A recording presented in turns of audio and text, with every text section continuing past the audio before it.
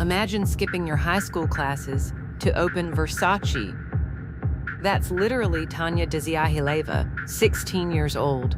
She opens the show, and then it just keeps going.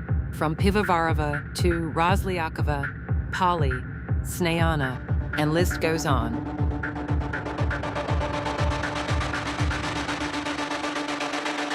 This was the Slavic doll era, on repeat. Donatella was Slavic maxing, and she knew exactly what she was doing. Versace was the brand that came to define this whole era of fashion.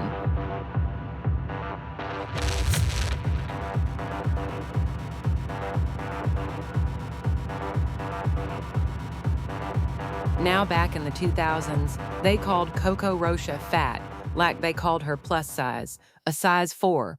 And again, to remind you, I was only maybe 15 pounds heavier than I am now, and I was considered the girl that was being used as a token for being bigger. How did that affect how you felt about yourself and your body? I started off, I wasn't looking at my body being like, I don't like this. It was just dance. Like, I had to feed the body, I needed to work the body, and that was it.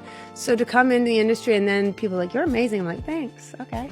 And then like, actually you're not, quite quickly. I was like, oh, what do you mean? I went through it, with terrible standards in soccer. It was always, well, be grateful you have this platform. Be grateful you're making money. At age 18, I retired modeling. In my head, I was done. I had gone through so much, already been told from the press that I was too fat for the runway. I was on the cover of a newspaper here in New York saying, like, this is the body of a fat model. It was Who are we going to take out? And we didn't talk about mental health back then, so I just held it all, and I was done. I was now dating a boy, now my husband, and he made me feel amazing. And I was like, I'm never going to do this anymore to my body. That was, when looking back, was my moment. I started talking to someone, James, explaining how I felt, and to hear his other perspective, I was like, wow, this is making way more sense than what they're saying. Another reminder of the women we considered thick in the 2000s. She's right. I started my career in the early 2000s as a model, and I was told a few years in that I was too fat. In fact, I was being used as a token model for body size diversity. In fact, here on this magazine cover, it asks the question, is she too fat to be runway model? And that is my photo. It was a crazy time.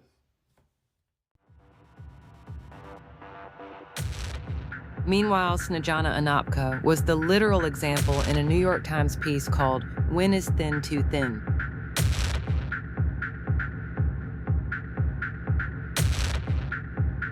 And while the industry was having an identity crisis about bodies, Versace picked one face for the actual campaign, Gisele Bündchen, shot by Mario Testino.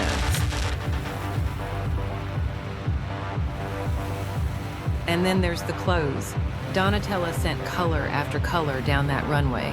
Green, gold, purple, red, dress after dress, each one louder than the last. Versace showed up in full color, unapologetically. And then the Holy Trinity, Vlada, Tanya, Carmen Kass. It cannot get more iconic than this.